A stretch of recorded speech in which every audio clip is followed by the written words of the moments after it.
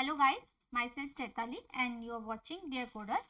In this video, you will learn how to run the first HTML code on the browser and what all tools will be required to run the HTML code. So let's begin.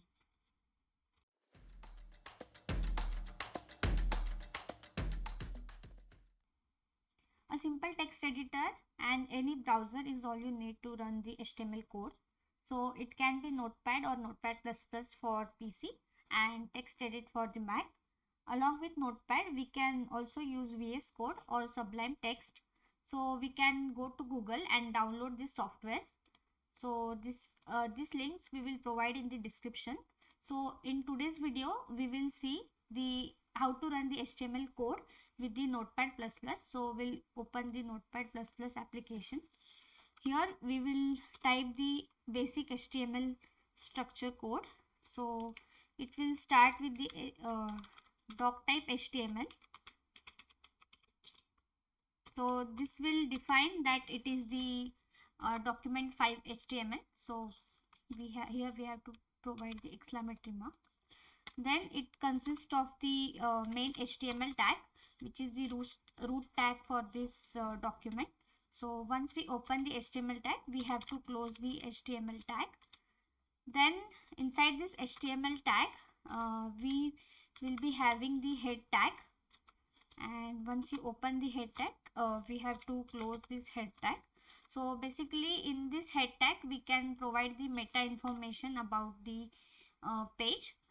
So if we want to bind the JavaScript or the CSS, so we can write the code inside the head tag. Then we'll have the body tag. So this is the main tag.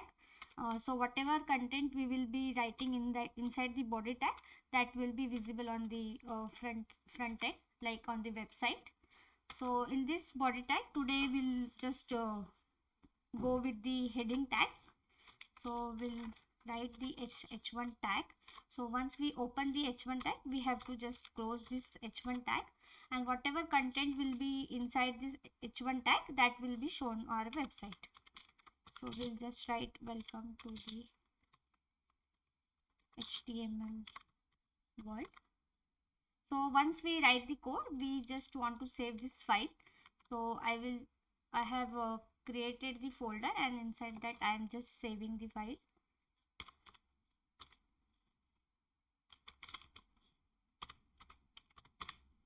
So with the extension as .html, we have to save this file.